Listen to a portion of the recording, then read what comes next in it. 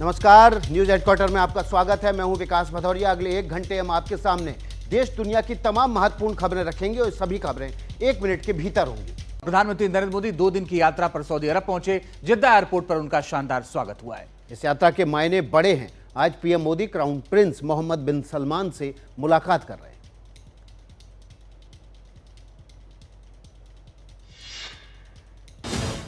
प्रधानमंत्री नरेंद्र मोदी सऊदी अरब की तीसरी बार यात्रा पर जेद्दा पहुंचे हैं। जेद्दा एयरपोर्ट पर पीएम मोदी का गर्मजोशी से स्वागत हुआ। पीएम मोदी को 21 तोपों की सलामी भी दी गई। वहां मौजूद भारतीय समुदाय ने मोदी मोदी के नारे लगाए। इससे पहले पीएम मोदी का विमान जब सऊदी अरब की वायु सीमा में पहुंचा तो विशेष सम्मान देने के लिए सऊदी अरब के F-15 लड़ाकू विमानों ने सुरक्षा घेरा बनाया। दौरे में कई कार्यक्रम भी हैं। पीएम मोदी क्राउन प्रिंस के साथ भारत सऊदी अरब रणनीतिक साझेदारी परिषद की दूसरी बैठक की सह अध्यक्षता भी करेंगे। उन्होंने एक्स पर लिखा, सऊदी अरब के जेद्दा में पहुंच गया हूं। इस यात्रा से भारत और सऊदी अरब के बीच मित्रता और मजबूत होगी। आज और कल विभिन्न कार्यक्रमों में शामिल होने के लिए उत्सुक हूं। Crown prince Mohammed bin Salman के निमंत्रण पर हो रही ये यात्रा खास है, जो दोनों देशों के बीच रणनीतिक साझेदारी में नया आयाम जोड़ेगी।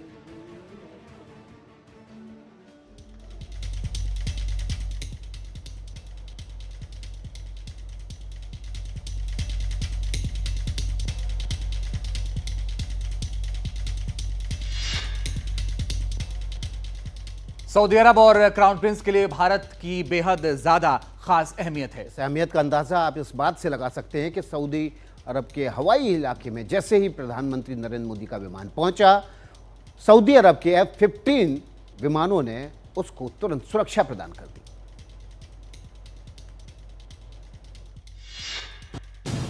सऊदी अरब की जमीन पर पीएम मोदी के प्लेन के लैंड होने से पहले की यह तस्वीर है। ये तस्वीर उस वक्त की है जब पीएम मोदी का प्लेन सऊदी अरब के हवाई क्षेत्र में दाखिल हुआ। पीएम मोदी के स्वागत में आंखें बिछाए क्राउन प्रिंस ने आसमान में ही मोदी का पहला स्वागत किया। जब सऊदी अरब की वायुसेना ने पीएम मोदी को आसमान में खास सुरक्षा प्रदान की। बीच में पीएम मोदी का खास प्लेन है तो प्लेन के चारों तरफ सऊदी की वायुसेना का F-15 फाइटर प्लेन स्कॉट कर रहा है। तस्वीरें देखकर आप समझ गए होंगे सऊदी अरब के लिए भारत कितना अहम है। इस तस्वीर को भारतीय विदेश मंत्रालय ने एक्स पर पोस्ट किया है और लिखा, प्रधानमंत्री नरेंद्र मोदी की राजकीय यात्रा के विशेष सम्मान के रूप में उनके विमान को सऊदी हवाई क्षेत्र में प्रवेश करते ही रॉयल सऊदी वायुसेना द्वारा सुरक्षा प्रदान की गई। पाकिस्तानी हुक्मरान भी मोदी के स्वागत की तस्वीर देख रहे होंगे तो उनके सीने पर सांप लौट रहा होगा।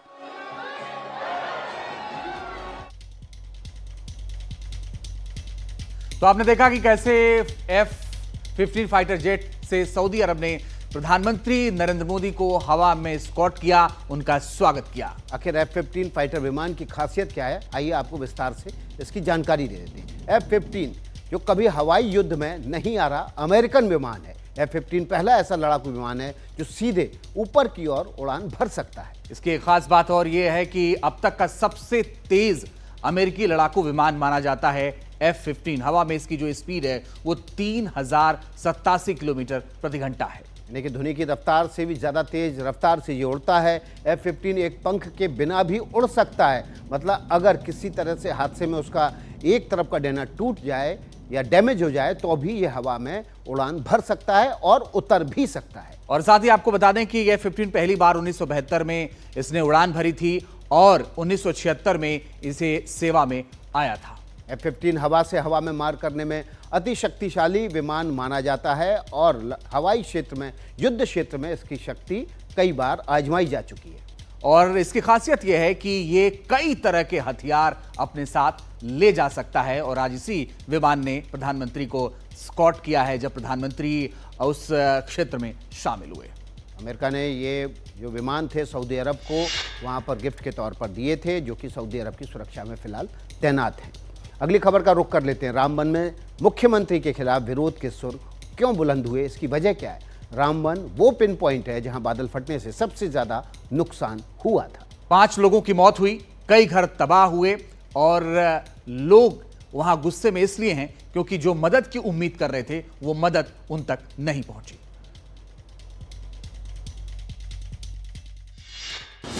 20 अप्रैल को रामबन पर कुदरत कयामत बनकर टूटी। रात में आफत टूटी, सुबह तक रामबन मलबे का ढेर बन गया। मेहनत से बनाए घरौंदे टूट गए, रामबन के बाशिंदों के सिर से छत छिन गई। दुकानें टूट गई, होटल तबाह हो गए, गाड़ियां मलबे में दफन हो गईं। कुदरत की ऐसी भीषण आफत जबड़े में फंसा रामबन सिसक रहा है। लोग सिस्टम के सुस्त रवैये से परेशान हैं, क्योंकि जिस मदद के दावे हो रहे हैं उसकी राह अभी भी रामबन के पीड़ित देख रहे हैं। आसमान से बरसी आफत ने कितनी जिंदगियां उजाड़ी, कितने घर तबाह हुए। तबाही का मीटर मापने पर रामबन के दर्द का एहसास होता है। फ्लैश फ्लड से रामबन में 37 घर तबाह हो गए, करीब 50 गाड़ियां मलबे में दब गईं। रामबन में ही 5 लोगों की मौत हो गई। हालांकि 100 से ज्यादा लोगों को बचाया भी गया, लेकिन जितनी तबाही रामबन में बरपी है उतनी तेजी से लोगों तक राहत नहीं पहुंच रही है। रामबन के ज्यादातर बाशिंदों का यही दावा है।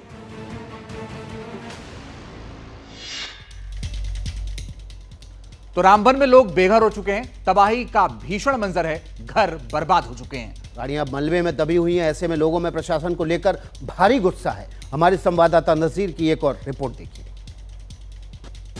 कितनी बड़ी ट्रक्स यहाँ फंसी हैं, पूरे तरह मलबे में ढेर हुई हैं। छोटी गाड़ियाँ बिल्कुल मलबे के नीचे नज़र ही नहीं आ रही हैं। ये है रामबन के पास ये अंडरपास। ये अंडरपास इसलिए बनाया गया ताकि जो ऊपर से कभी भी पस्सी आ जाए इसके ऊपर से गुजरकर नीचे आई, लेकिन इतना ही खतरनाक पस्सियाँ और स्लश था कि जो गाड़ियाँ इस अंडरपास के नीचे भी थी वो भी तबाह हुई। पैसेंजर बस थी, यहाँ शायद टूरिस्ट बस थी। एक बताएं कुदरत का करिश्मा बताएं या और कुछ, इसमें जो लोग थे वो बच गए। इसके ऊपर भी पूरा मलबा है और नीचे भी यहाँ मलबे और स्लश में ये गाड़ियाँ डूबी हैं।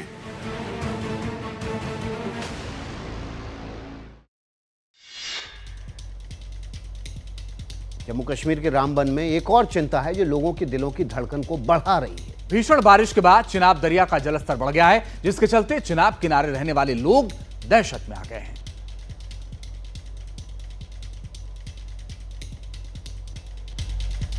चिंता की वजह दहाड़ मारती चिनाब की लहरें हैं। रामबन के होश चिनाब के इसी रौद्र रूप को देखकर फाकता है। चिनाब दरिया की लहरों का यही शोर रामबन को डरा रहा है।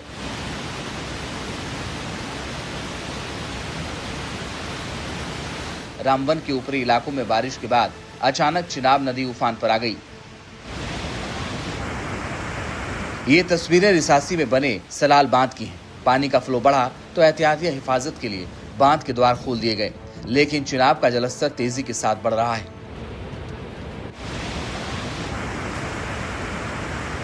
चिनाब नदी का ये विकराल रूप देखकर रामबन के वो इलाके दहशत में हैं जो नदी किनारे बसे हैं। उधर मौसम विभाग ने अगले 24 घंटों में रामबन में और ज्यादा बारिश की भविष्यवाणी की है, जिसको लेकर लोगों की चिंता बढ़ गई है।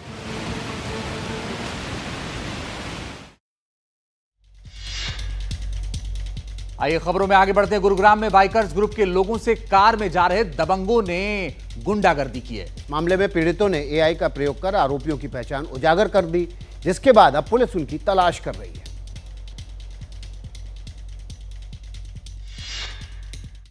दस 12 बाइकर्स का ग्रुप एम्बियंस मॉल के राउंड पर निकला था। खेड़की दौला टोल प्लाजा से इन लोगों को स्कॉर्पियो सवार बदमाशों ने फॉलो किया। कार सवार लड़कों ने इनकी बाइक के आगे स्टंट करना शुरू कर दिया। किसी हादसे से बचने के लिए हिसार के रहने वाले हार्दिक शर्मा ने अपनी बाइक रोक दी, जिसके बाद उसके साथ मारपीट हुई।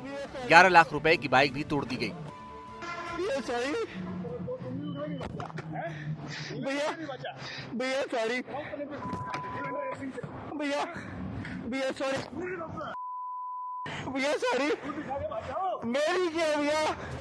बदमाशों की तस्वीरें सॉफ्टवेयर डेवलपर हार्दिक के हेलमेट में लगे कैमरे में कैद हो गई थी। उन्होंने एफआईआर दर्ज करवाई और पुलिस को आरोपियों की जानकारी भी दी, जो एआई की मदद से संभव हो पाया। बदमाशों की तस्वीरें पेड एआई ऐप पर डाली। एआई से जानकारी का खर्च $60। ऐप से सोशल मीडिया अकाउंट की जानकारी, एआई की फेस चेक आईडी टेक्निक से आरोपियों की जानकारी जुटाने का शायद ये देश का पहला मामला है।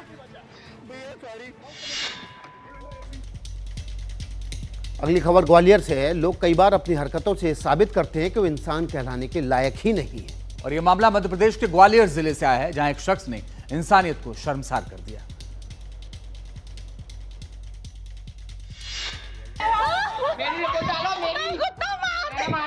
इन तस्वीरों पर शर्म आएगी, अफसोस भी होगा और ऐसी हरकत करने वालों पर हजार लानत भेजने का मन करेगा।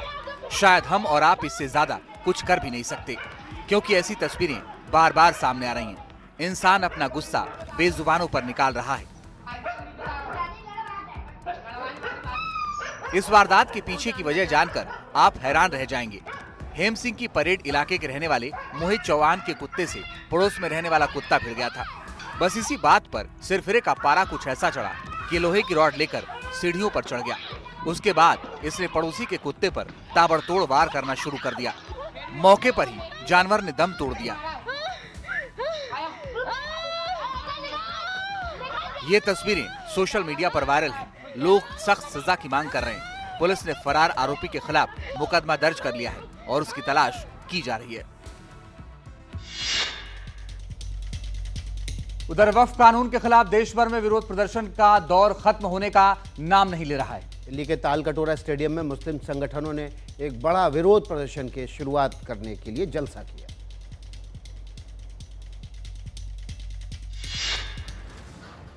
वक्फ कानून के खिलाफ फिर उठी बड़ी आवाज जब मुस्लिम संगठनों के बड़े नेता इसमें शामिल हुए। इस प्रदर्शन में देश भर के मुस्लिम नेता, मौलवी और मुस्लिम जुटे। AIMIM अध्यक्ष असदुद्दीन ओवैसी ने भी यहाँ शिरकत की और एक आवाज में वक्फ कानून को वापस लेने की मांग की। हिंदुस्तानी पहचान का मामला है, जो संविधान और आईन कहता है उसके हिसाब से मिस इंटरप्रिटेशन ऑफ आर्टिकल 26, जिसके बारे में माननीय सर्वोच्च न्यायालय ने भी कोशिश की थी, सवाल पूछे, उस सॉलिडारिटी के लिए आया। दिल्ली के तालकटोरा में प्रदर्शन में शामिल होने दिल्ली, शामली, मेरठ, मुरादाबाद और नोएडा से मुस्लिम समाज के लोग पहुंचे। कैसे 1995 में अमेंड हुआ, कैसे 2013 में हुआ? तब तो आपने ये नहीं कहा कि संसद को ये पावर ही नहीं। अब भ्रम फैला रहे हो आप 2025 का जब वक्त अमेंडमेंट एक्ट आया। वक्फ कानून के खिलाफ लड़ाई अब तेज हो गई है और मुस्लिम संगठन देशव्यापी विरोध प्रदर्शन करने का प्लान बना रहे हैं।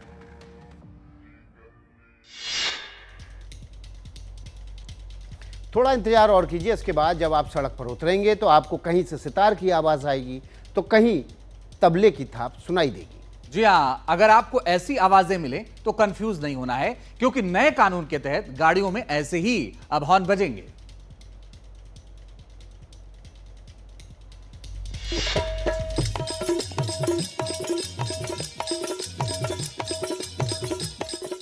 आपकी गाड़ी में भी ऐसे ही हॉर्न बजा करेंगे।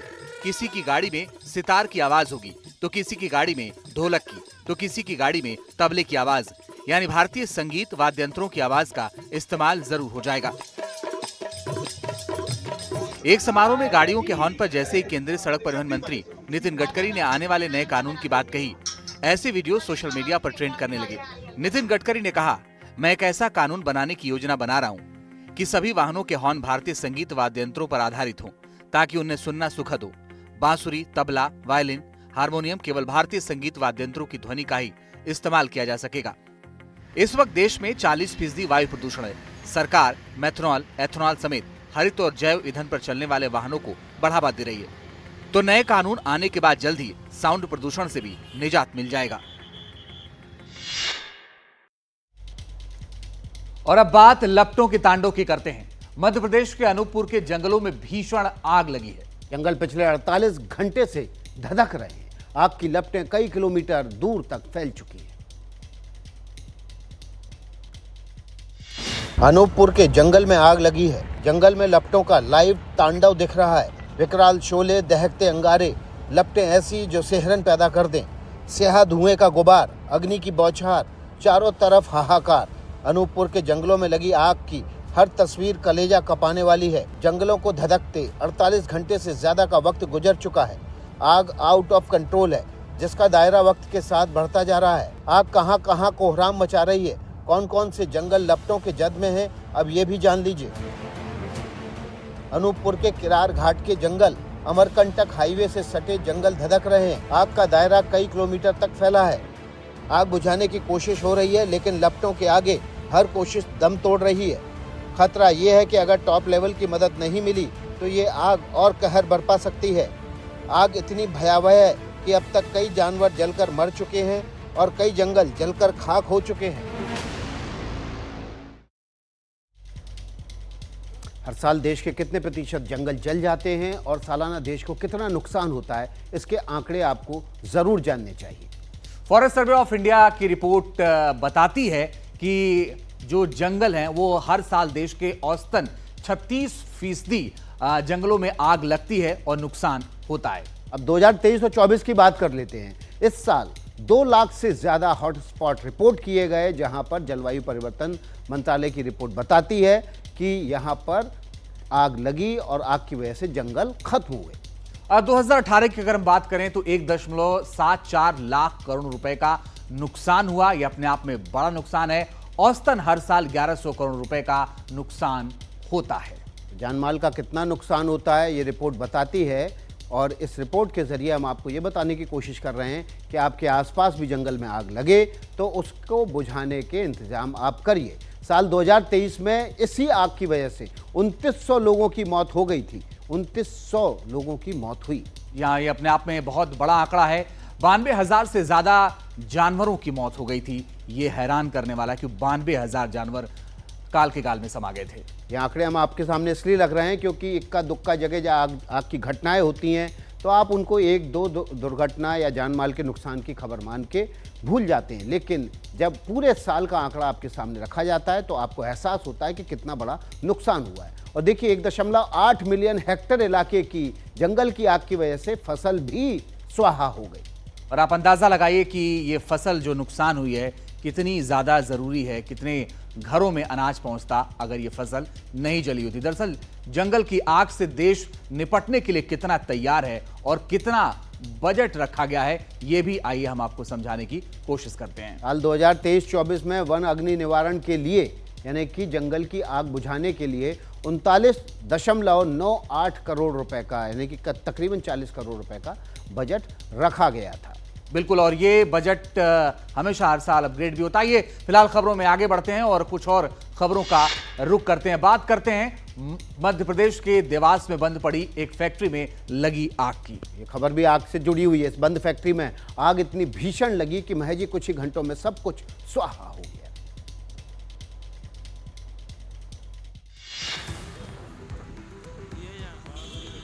नीचे भीषण आग और आसमान में काले धुएं का गुबार।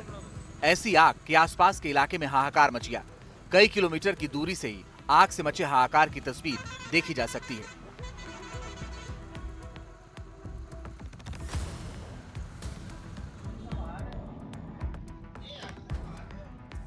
यह वीडियो मध्य प्रदेश के देवास का है, जब बंद पड़ी बांस की फैक्ट्री भीषण आग से जलकर खाक हो गई। जैसे ही आग की खबर लगी, आसपास के लोगों ने इसकी जानकारी नगर निगम को दी। फिर मौके पर फायर ब्रिगेड की टीम पहुंची। घंटों की मशक्कत के बाद आग पर तो काबू पा लिया गया, लेकिन तब तक बांस की इस कंपनी में लाखों रुपए का माल स्वाहा हो गया। इस कंपनी में बांस से बने सामान घर में सजाने के लिए बनाए जाते थे। कहा जा रहा है कि पिछले साल भी इस कंपनी में भीषण आग लगी थी और सब कुछ तबाह और बर्बाद हो गया था। हालांकि इस आग में किसी तरह के हताहत होने की खबर नहीं है। आग कैसे लगी अभी इसका पता नहीं चल पाया है। ये खबर महाराष्ट्र से है। महाराष्ट्र में बढ़ते विवाद के बीच सरकार ने 5वीं तक हिंदी की अनिवार्यता को रद्द कर दिया है। इस मसले पर राज्य में खासा विरोध हुआ था। विपक्षी दलों ने महाराष्ट्र में हिंदी थोपने का आरोप लगाया था।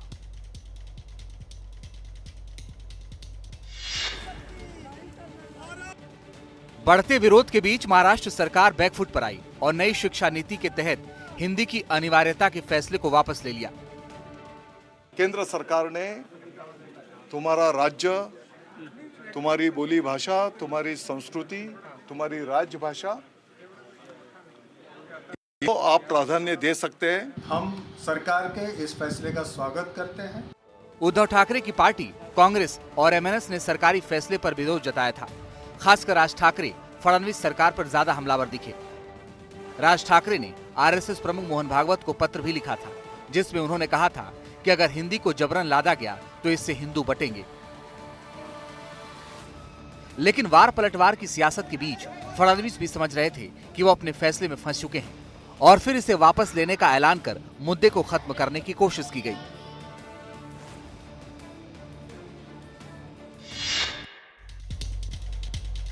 देश का किसान अनाज उगाता है तो यह अनाज हर घर में जाता है और पूरा देश खाता है, लेकिन अपनी रोटी के लिए किसानों को अग्नि परीक्षा देनी पड़ रही है। मध्य प्रदेश के मैहर में सिंघाड़ा किसानों का दंडवत आंदोलन चल रहा है। तपती धूप में दंडवत होकर किसान कलेक्टर के दफ्तर पहुंचकर विरोध जता रहे हैं।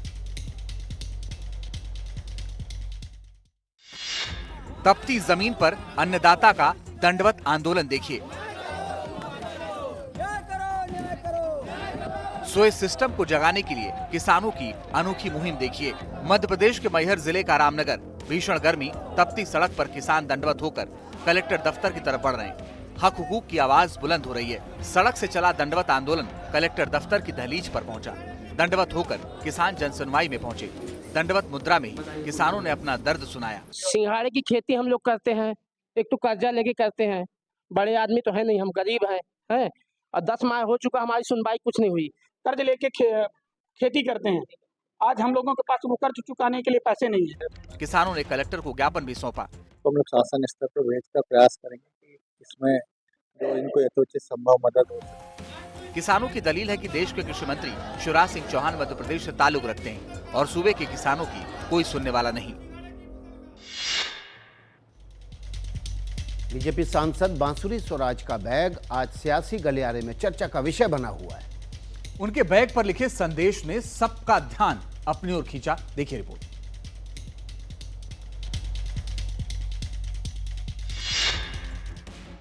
इस बैग पर लिखा था नेशनल हेराल्ड की लूट। बांसुरी Swaraj one nation one election को लेकर बनी संयुक्त संसदीय समिति की बैठक में हिस्सा लेने संसद भवन पहुंची थी। नेशनल हेराल्ड मामले में दायर चार्जशीट में जब से सोनिया और राहुल गांधी का नाम आया है, सियासत गर्मा गई है। वो सेवा की आड़ में सार्वजनिक संस्थाओं को अपनी पर्सनल जागीर बढ़ाने का एक औजार बना लेती हैं। बहुत गंभीर मामला है। सब इनके नाटक चलते रहते हैं। नेशनल हेराल्ड का केस बिल्कुल साफ सुथरा सिंपल है। पहले भी इसकी ओनरशिप कांग्रेस के नेतृत्व की हमारे शेयर होल्डर्स की थी, अभी भी वही है। कंपनियां आपस में शेयर होल्डिंग बदलती हैं, नाम बदलती हैं। इस बैग पॉलिटिक्स की शुरुआत कांग्रेस सांसद प्रियंका गांधी ने की थी। वो पहले संसद में फिलिस्तीन के समर्थन वाला एक बैग लेकर पहुंची थी जिस पर लिखा था फिलिस्तीन आजाद होगा। इसके बाद बांग्लादेश के हिंदुओं और ईसाइयों के समर्थन वाला बैग भी लेकर वो संसद पहुंची थी।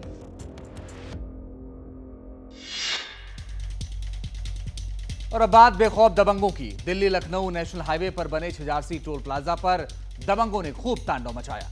टोल मांगने पर दबंगों ने हमला कर दिया। हमले में टोल कर्मी घायल हो गया। ये विवाद टोल प्लाजा पर ट्रक निकालने को लेकर हुआ। छिजारसी टोल प्लाजा के अधिकारियों के मुताबिक एक ट्रक हापुड़ से गाजियाबाद जा रहा था जिसके फास्टैग में रिचार्ज नहीं था। जब टोल कर्मी ने ट्रक ड्राइवर से टोल शुल्क देने की बात की तो उसने बदसलूकी शुरू कर दी।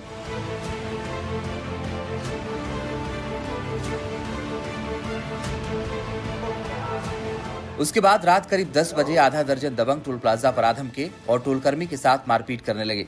टोल कर्मी ने केबिन में घुसकर अपनी जान बचाई। इस दौरान बाकी टोल कर्मी भी वहां पहुंच गए और अपने साथी को बचाया। साथ ही पुलिस को भी घटना की सूचना दी गई और पुलिस ने मौके पर पहुंचकर मामले को शांत कराया। पुलिस ने 2 लोगों को हिरासत में लिया है। हालांकि इस मामले में अभी तहरीर नहीं मिली है। पुलिस का कहना है कि तहरीर मिलने के बाद आरोपियों के खिलाफ मुकदमा दर्ज कर कड़ी कार्रवाई की जाएगी।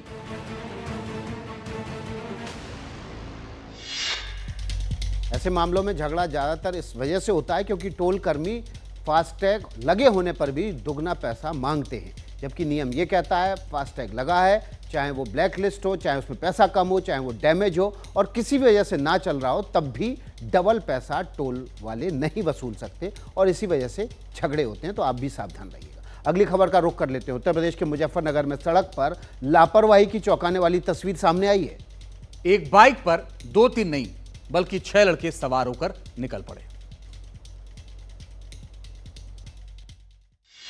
1, 2, 3, 4, 5 और 6 मुजफ्फरनगर तितावी क्षेत्र के हाईवे पर एक ही बाइक पर सवार होकर इतने सारे लड़के निकले और वो भी बिना हेलमेट के। न तो उन्हें अपनी जान की परवाह थी और न ही किसी सड़क हादसे का डर। उनके इस खतरनाक करतब को किसी ने कैमरे में कैद कर लिया। इस वीडियो में इन लड़कों की बेपरवाही साफ नजर आ रही है। वीडियो बनाने वाले शख्स को बाइक पर सवार लड़कों से बात करते भी देखा जा सकता है। पुलिस ने ट्रैफिक नियमों की धज्जियां उड़ा रहे इन लड़कों के मामले में अब तक कोई कार्रवाई नहीं की है, लेकिन सोशल मीडिया पर वायरल ये वीडियो चर्चा का विषय बन गया है। लोग सवाल उठा रहे हैं कि अगर इस दौरान कोई हादसा हो जाता तो इसका जिम्मेदार कौन होता। ये घटना सड़क सुरक्षा के प्रति जागरूकता की कमी को उजागर करती है। लोगों का कहना है कि ऐसी लापरवाही न केवल सवारियों की जान को खतरे में डालती है, बल्कि सड़क पर चलने वाले अन्य लोगों के लिए भी जोखिम पैदा करती है। पुलिस से मांग की जा रही है कि इस मामले में सख्त कार्रवाई की जाए ताकि भविष्य में ऐसी घटनाएं न दोहराई जाएं।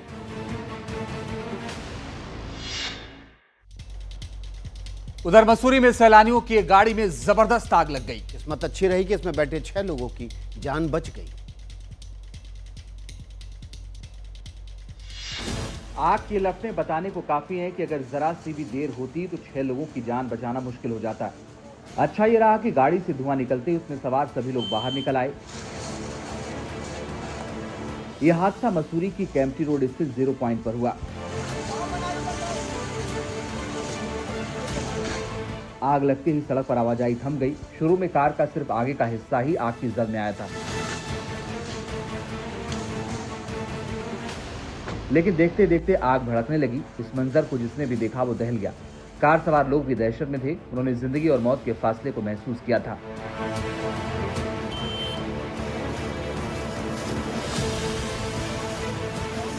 शहर की खास लोकेशन पर हादसा हुआ था। खबर मिलते ही पुलिस और दमकल विभाग की टीम पूरे साजो सामान के साथ मौके पर पहुंची। आग बुझाना इतना आसान भी नहीं था।